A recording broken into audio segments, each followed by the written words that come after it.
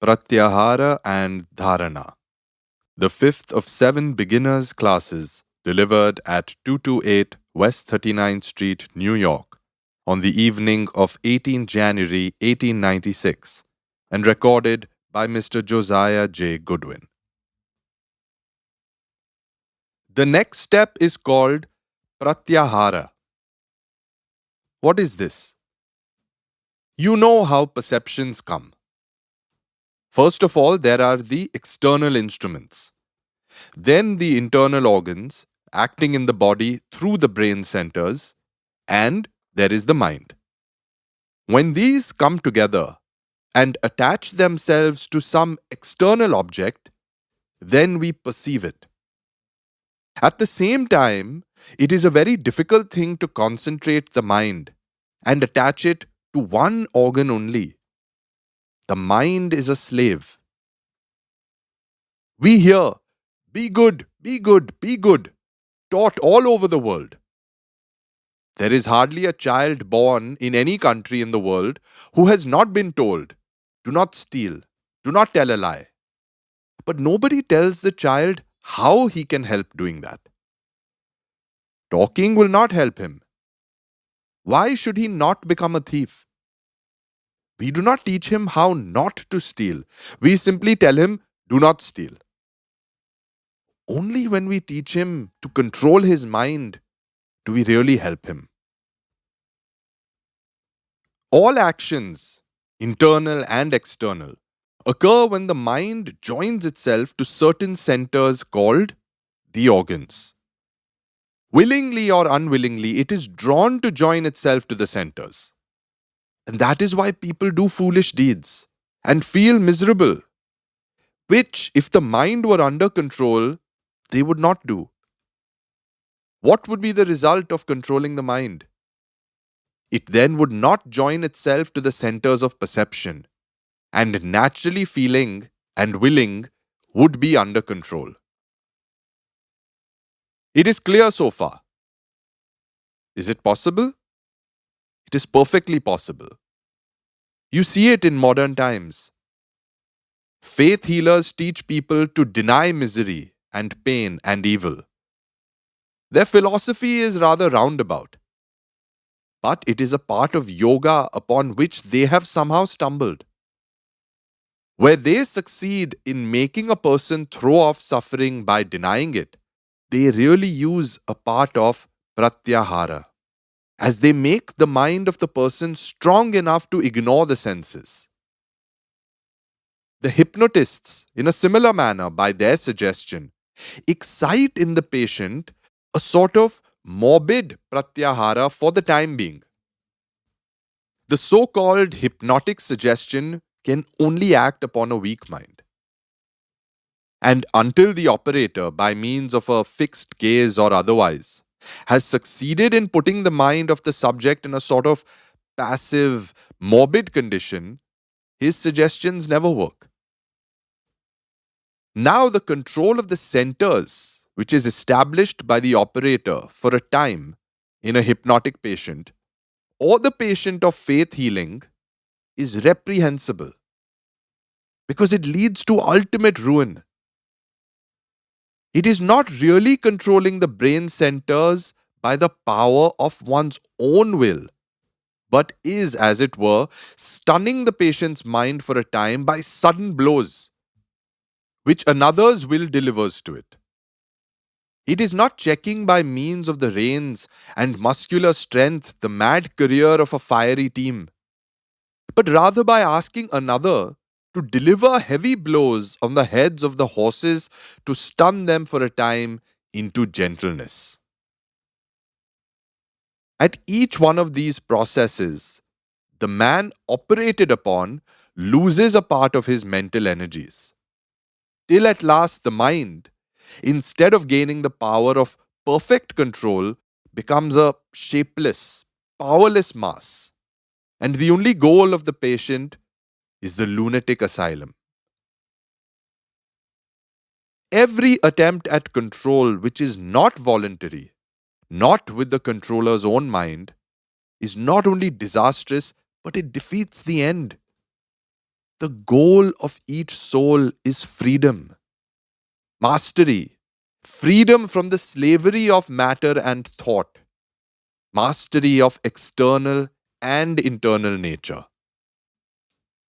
Instead of leading towards that, every will current from another, in whatever form it comes, either as direct control of organs or as forcing control of them, while under a morbid condition, only rivets one link more to the already existing heavy chain of bondage of past thoughts, past superstitions. Therefore, beware how you allow yourselves to be acted upon by others. Beware how you unknowingly bring another to ruin.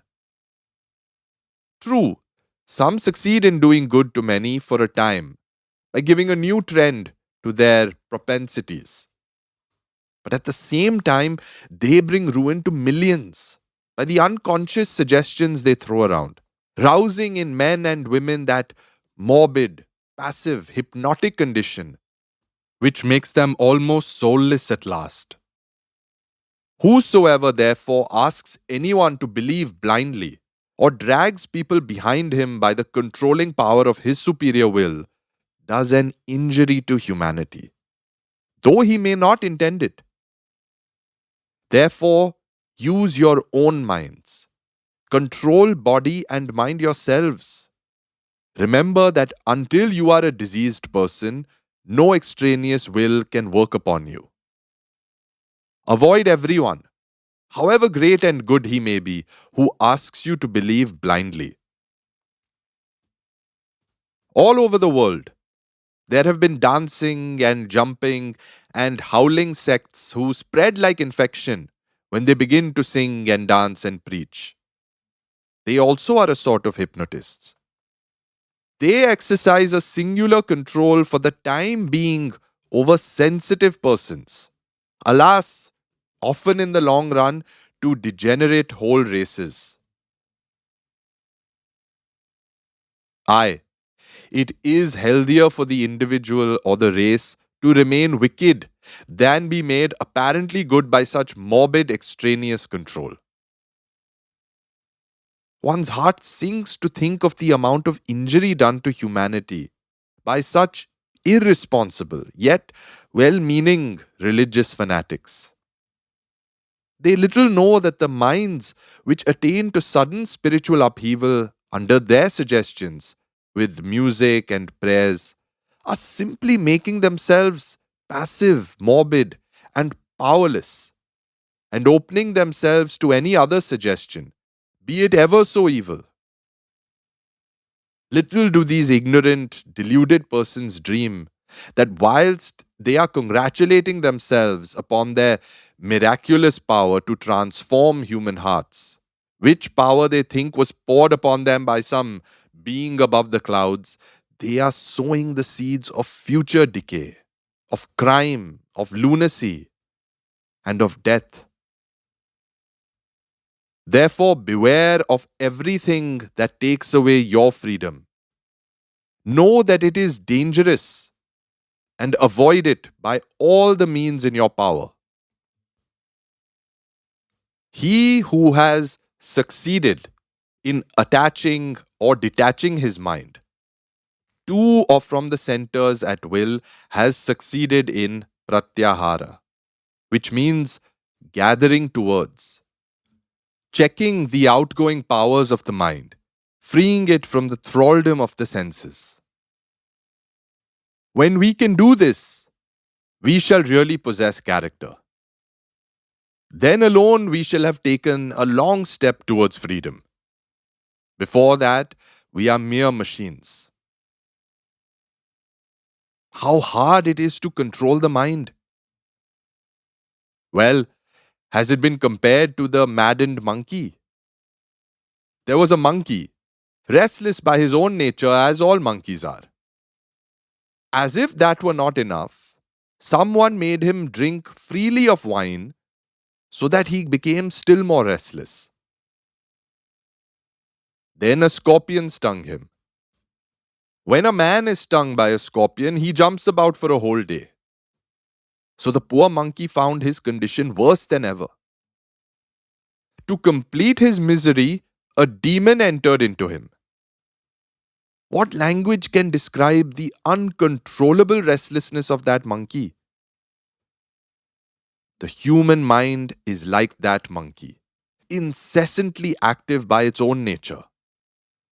Then it becomes drunk with the wine of desire, thus increasing its turbulence.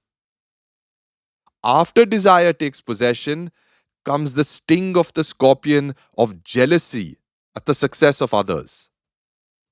And last of all, the demon of pride enters the mind, making it think itself all important. How hard to control such a mind? The first lesson then is to sit for some time and let the mind run on.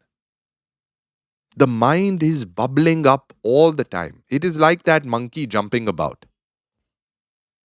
Let the monkey jump as much as he can. You simply wait and watch. Knowledge is power, says the proverb. And that is true. Until you know what the mind is doing, you cannot control it. Give it the reins. Many hideous thoughts may come into it. You will be astonished that it was possible for you to think such thoughts. But you will find that each day the mind's vagaries are becoming less and less violent. That each day it is becoming calmer. In the first few months, you will find that the mind will have a great many thoughts. Later, you will find that they have somewhat decreased. And in a few more months, they will be fewer and fewer until at last the mind will be under perfect control. But we must patiently practice every day. As soon as the steam is turned on, the engine must run. As soon as things are before us, we must perceive. So a man, to prove that he is not a machine, must demonstrate that he is under the control of nothing. This controlling of the mind and not allowing it to join itself to the centers is Pratyahara. How is this practiced? It is a tremendous work, not to be done in a day. Only after a patient, continuous struggle for years can we succeed. After you have practiced Pratyahara for a time, take the next step, Dharana, holding the mind to certain points. What is meant by holding the mind to certain points? Forcing the mind to feel certain parts of the body to the exclusion of others. For instance, try to feel only the hand to the exclusion of other parts of the body. When the chitta or mind stuff is confined and limited to a certain place, it is dharana. This dharana is of various sorts. Along with it, it is better to have a little play of the imagination. For instance, the mind should be made to think of one point in the heart. That is very difficult.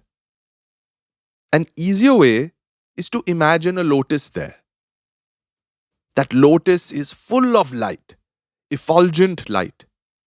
Put the mind there. Or think of the lotus in the brain as full of light, or of the different centers in the Sushumna mentioned before. The yogin must always practice. He should try to live alone. The companionship of different sorts of people distracts the mind. He should not speak much, because to speak distracts the mind. Not work much, because too much work distracts the mind. The mind cannot be controlled after a whole day's hard work. One observing the above rules becomes a yogin. Such is the power of yoga that even the least of it will bring a great amount of benefit. It will not hurt anyone, but will benefit everyone. First of all, it will tone down nervous excitement, bring calmness, enable us to see things more clearly.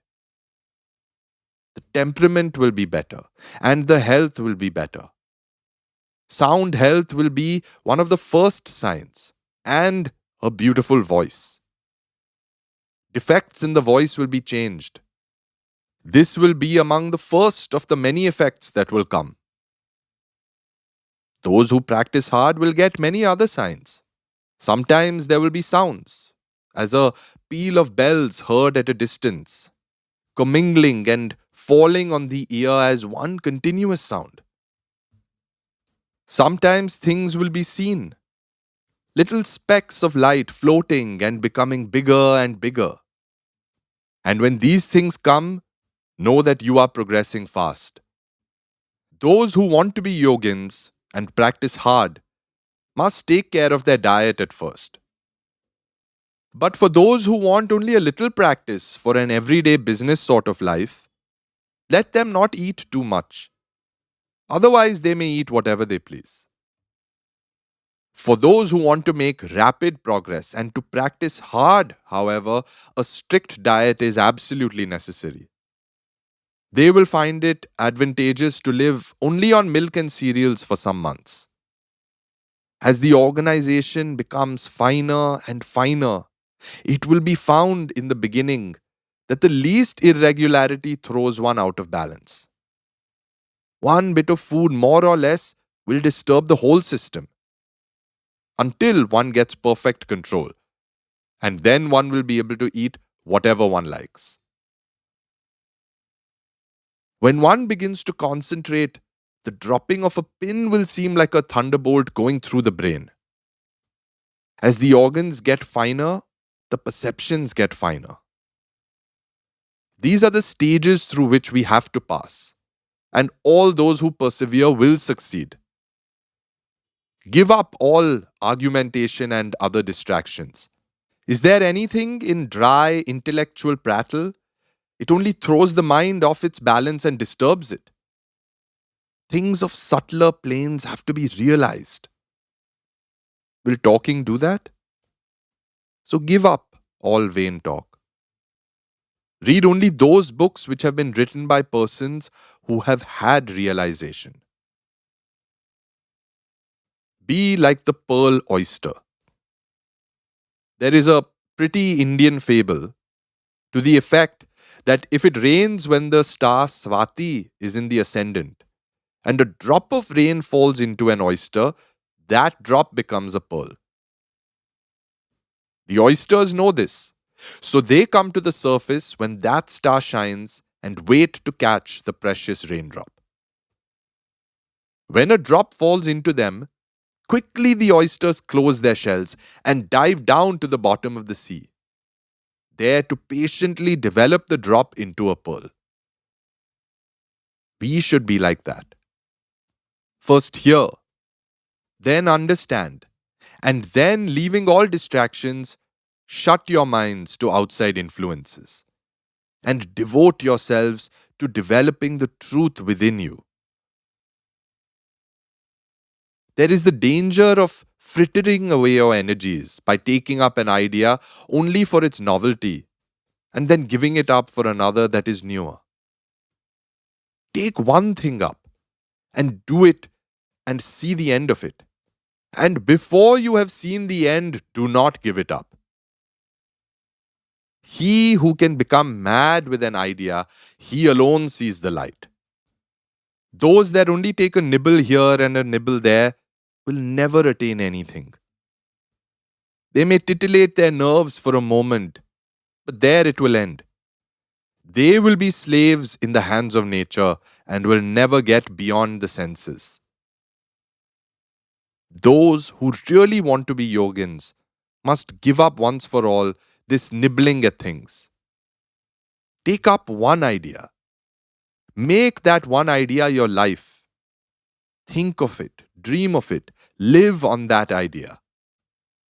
Let the brain, muscles, nerves, every part of your body be full of that idea, and just leave every other idea alone. This is the way to success, and this is the way great spiritual giants are produced. Others are mere talking machines. If we really want to be blessed and make others blessed, we must go deeper. The first step is not to disturb the mind, not to associate with persons whose ideas are disturbing. All of you know that certain persons, certain places, certain foods repel you. Avoid them. And those who want to go to the highest must avoid all company, good or bad. Practice hard. Whether you live or die does not matter. You have to plunge in and work without thinking of the result. If you are brave enough, in 6 months, you will be a perfect yogin. But those who take up just a bit of it and a little of everything else make no progress. It is of no use simply to take a course of lessons. To those who are full of tamas, ignorant and dull, those whose minds never get fixed on any idea, who only crave for something to amuse them, religion and philosophy are simply objects of entertainment. These are the unpersevering. They hear a talk, think it very nice, and then go home and forget all about it. To succeed, you must have tremendous perseverance, tremendous will. I will drink the ocean, says the persevering soul. At my will, mountains will crumble.